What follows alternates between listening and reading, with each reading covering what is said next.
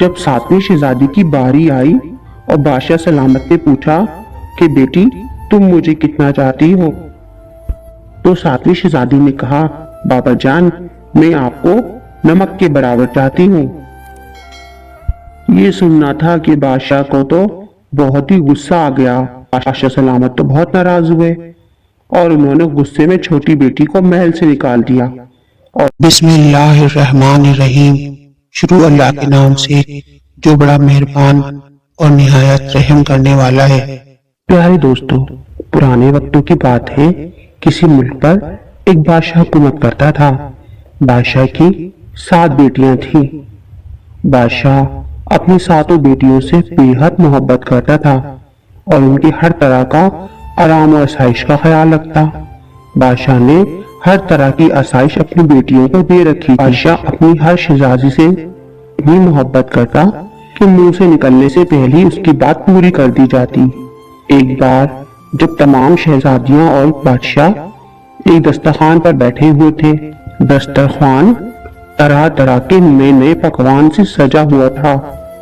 वो सब लोग खाने पर बैठे ही थे कि बादशाह ने अपनी 7 शहजादियों से एक सवाल पूछ लिया कि तुम लोग मुझे कितना चाहती हो। सबसे बड़ी शहजादी ने कहा, बाबा जान मैं आपको गुलाब जामुन की तरह चाहती हूँ। बादशाह बहुत खुश हुआ और उसने अपनी बेटी को 4 गांव तोहफे में दे दिए। दूसरी शहजादी ने कहा, बाबा जान मैं आपको बर्फी की तरह चाहती हूँ। बादशाह सलामत इससे भी बहुत खुश हुए और दूसरी शहजादी को भी काफी बड़ा इलाका तोहफे के तौर पर बख्श दिया गया। तीसरी शहजादी ने कहा, बाबा जान मैं आपको अमृति की तरह चाहती हूँ।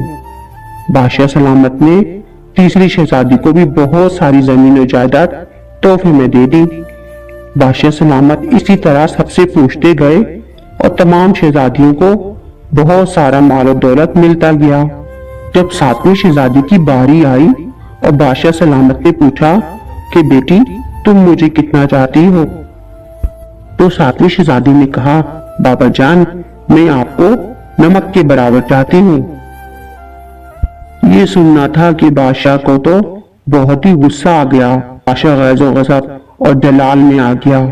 गुस्से से कहने लगा, सब मुझे इतना चाहते हैं और तुम मुझे नमक के बराबर चाहती हो। बादशाह सलामत तो बहुत नाराज हुए और उन्होंने गुस्से में छोटी बेटी को महल से निकाल दिया और कहा कि अब यहाँ कभी कदम न रखना। शहजादी ने भी बादशाह सलामत की बात का मान रखा और महल से बाहर निकल आई। अब वो चलती ही चली जा रही थी। चलते चलते शहजादी जंगल की तरफ चली गई। शहजादी बचपन ही से बहादुर निडर थी। वो भी जंगल की तरफ चली गई और रात उसने जैसे तैसे गुजारी और सुबह हुई तो उसने पत्तों लकड़ियों को मिलाकर एक झोपड़ी बनाना शुरू कर दी और जब झोपड़ी तैयार हो गई तो वहां रहने लगी। जब भूख लगती तो कोई ना कोई फल तोड़कर खा लेती।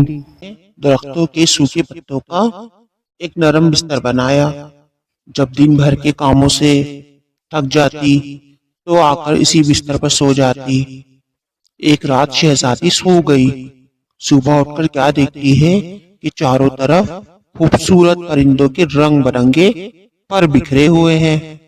शहजादी ने इन परों को जमा किया और एक खूबसूरत हाथ का पंखा बना लिया। जब शहजादी को गर्मी लगती तो इसी पंखे से हवा कर लेती।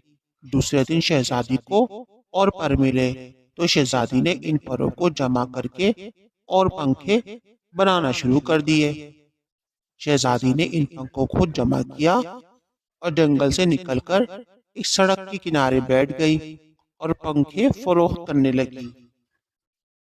शहजादी को अपना जरूरत का सामान लेने के लिए पैसों की जरूरत थी, तो शहजादी के दिमाग में ख्याल आया, क्यों ना इन पंखों को फरोख्त करके पैसा कमाया जाए। अब शहजादी ने और पंखे बनाना शुरू कर दिए और इन पंखों को जमा करके वो जंगल से निकल आई और सड़क के किनारे बैठकर अपने खूबसूरत चेहरे को चादर से ढांप लिया और पंखे फरोख्त करने लगी ताकि कोई भी उसे पहचान न सके। आते जाते लोगों की नजर इन खूबसूरत पंखों पर पड़ने लगी। اور لوگوں نے انہیں خریدنا شروع کر دیا، اور ایسا وقت آیا کہ لوگوں کی بھیڑ لگ گئی پنکھے خریدنے میں۔ ایک بار اسی سڑک سے ایک خوبصورت شہزادے کا گزر ہوا۔ شہزادہ بھی ان پنکھوں کو دیکھ کر رک گیا، اور پھر شہزادے نے اس دن سارے پنکھے خرید لیے۔ اگلے ہی دن شہزادہ پھر سڑک کے کنارے پہنچ گیا اور شہزادی سے پوچھنے لگا، تم کون ہو؟ لیکن شہزادی نے کوئی جواب نہ دیا۔ پھر شہزادے نے کہا کہ تمہارے ہاتھ دیکھ کر تو نہیں لگتا کہ تم نے یہ کام پہلے بھی کیا ہے۔ شہزادی نے پھر بھی کوئی جواب نہ دیا۔ اب تو شہزادے کو اور زیادہ تجسس ہو گیا، وہ شہزادی کے بارے میں جاننا چاہتا تھا۔ ایک دن شہزادہ شہزادی کا پیچھا کرتے کرتے جنگل میں پہنچ گیا، اور شہزادے کو اس راز کا پتہ مل گیا کہ وہ کوئی عام لڑکی نہیں ہے، بلکہ ایک خوبصورت شہزادی ہے جو اپنے باپ کی دی ہوئی سزا کاٹ رہی ہے۔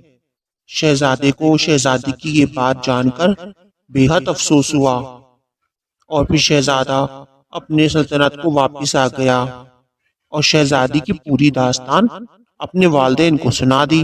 شہزادی کے والدین کو بھی شہزادی کی داستان سن کر بہت دکھ ہوا۔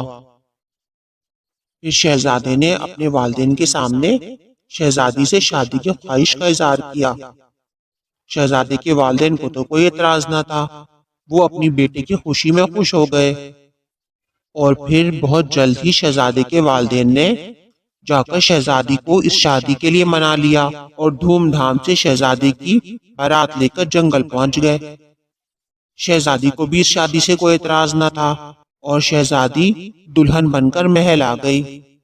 شہزادے، بادشاہ سلامت اور ملکہ نے شہزادی کا بے حد محبت سے شہزادی کا استقبال کیا۔ بادشاہ اور ملکہ شہزادی کو بالکل اپنی بیٹیوں کی طرح چاہنے لگے۔ شہزادہ بھی شہزادی کے ساتھ بے حد خوش تھا، لیکن شہزادی اکثر اداس رہتی۔ شہزادہ اور محل کے تمام لوگ شہزادی کو خوش رکھنے کے لیے بہت کوشش کرتے، لیکن شہزادی تھوڑی دیر خوش ہوتی اور پھر اداس ہو جاتی۔ پھر ایک دن شہزادی نے شہزادے سے کہا کہ وہ اپنے والد بادشاہ سلامت اور اپنی بہنوں سے ملنا چاہتی ہے، اور ان کے لیے ایک بہت بڑی دعوت کرنا چاہتی ہے۔ شہزادے اور اس کے والدین کو تو کوئی اعتراض نہ تھا۔ پھر شہزادی نے کہا کہ وہ بادشاہ سلامت اور اپنی بہنوں کے لیے خود کھانا تیار کرے گی۔ شہزادہ اور اس کے والدین تو بہت حیران ہوئے، لیکن پھر شہزادی کی خوشی کو جان کر خاموش ہو گئے کہ اگر وہ اپنے بابا کے لیے اور اپنی بہنوں کے لیے خود کھانا پکانا چاہتی ہے تو انہیں کوئی اعتراض نہیں ہے۔ شہزادے نے بھی بادشاہ سلامت کے ہاں دعوت نامہ بھجوا دیا، اور بادشاہ سلامت نے بھی شہزادی کی دعوت کو قبول کر لیا، لیکن وہ یہ نہ جانتے تھے کہ یہ دعوت نامہ اصل میں خود ان کی بیٹی نے ہی دیا ہے۔ اور پھر دعوت کا دن بھی آ گیا۔ بادشاہ سلامت اپنی 6 شہزادیوں کے ساتھ محل پہنچ گئے۔ محل میں تو بڑی دعوت کا اہتمام کیا گیا تھا، لیکن بادشاہ سلامت اور 6 شہزادیوں کے لیے الگ سے انتظام کیا گیا۔ دسترخوان لگائے گئے اور طرح طرح کے کھانوں سے دسترخوان بھر دیا گیا۔ شہزادی نے جو کھانا خاص طور پہ بادشاہ سلامت اور اپنی بہنوں کے لیے تیار کیا تھا اس دسترخوان پر لگا دیا گیا۔ بادشاہ نے جیسے ہی کھانے کو ہاتھ لگایا اور ایک لقمہ منہ میں لیا، بادشاہ کو اس میں نمک کم لگا۔ بادشاہ نے دوسری ڈش کو ہاتھ لگایا اور جب اسے کھایا تو اس میں بھی نمک کم تھا۔ بادشاہ پہلے تو بہت حیران ہوا، اور جب اسی طرح بادشاہ نے 2-3 کھانوں کو اسی طرح چکھا اور اس میں نمک کو کم پایا تو بادشاہ کو تو بے حد غصہ آیا۔ بادشاہ نے شہزادے سے کہا، کیا تم نے ہمیں یہاں ہماری بے عزتی کرنے کے لیے بلایا ہے؟ شہزادی بھی بادشاہ کے سامنے نقاب میں آ کر بیٹھ گئی۔ بادشاہ نے اپنی بیٹی کو بالکل بھی نہ پہچانا۔ بادشاہ نے اسی طرح تمام کھانوں کو باری باری چکھا اور اس میں نمک کو کم پایا۔ بادشاہ سلامت کو تو بہت غصہ آیا۔ بادشاہ نے کہا، یہ ہماری بے عزتی کی جا رہی ہے۔ تو شہزادی نے فوراً ہی اپنا نقاب ہٹایا اور کہا، بابا جان، میں آپ کو نمک کے برابر چاہتی ہوں۔ یہی کہا تھا نا میں نے، لیکن بابا جان آپ میرا مقصد نہ سمجھے اور نہ میری بات کو سمجھ پائے کہ نمک کے بغیر کسی کھانے میں لذت نہیں ہوتی۔ ہر کھانا نمک کی لذت کے بغیر ادھورا ہے۔ دیکھا بابا جان، نمک کی کتنی اہمیت ہے۔ نمک وہ چیز ہے جس کے بغیر کسی کھانے میں لذت نہیں ہوتی۔ اب بادشاہ سلامت کو بھی شہزادی کی بات سمجھ میں آ گئی اور بادشاہ سلامت نے فوراً ہی اپنی بیٹی کو گلے سے لگا لیا۔ اب بادشاہ کو بھی اپنی غلطی کا احساس ہو گیا اور اس نے شہزادی سے معافی مانگی، لیکن شہزادی نے کہا، نہیں بابا جان، بات صرف سمجھ کی ہے اور آپ کو میری بات سمجھ آ گئی، یہی میرے لیے کافی ہے۔ میں بہت خوش ہوں، اب مجھے کوئی پریشانی نہیں ہے۔ اور اب شہزادی کی تمام بہنوں نے بھی شہزادی سے معافی مانگی اور سب نے ایک دوسرے کو گلے لگا کر دل سے معاف کر دیا۔ شہزادی تو پہلے ہی صاف دل کی تھی۔ شہزادی نے سب کو کھلے دل سے معاف کر دیا اور شہزادی نے اس طرح اپنی سمجھداری سے سب کو احساس دلا دیا کہ وہ سب غلطی پر تھے۔ تو پیارے دوستو، یہ تھی ہماری آج کی خوبصورت سی کہانی۔ امید ہے آپ کو پسند آئی ہوگی۔ اگر آپ کو ہماری کہانی پسند آئی ہے تو ویڈیو کو لائک، شیئر اور چینل کو سبسکرائب لازمی کرنا۔ ملتے ہیں اگلی کہانی کے ساتھ، جب تک کے لیے اللہ حافظ۔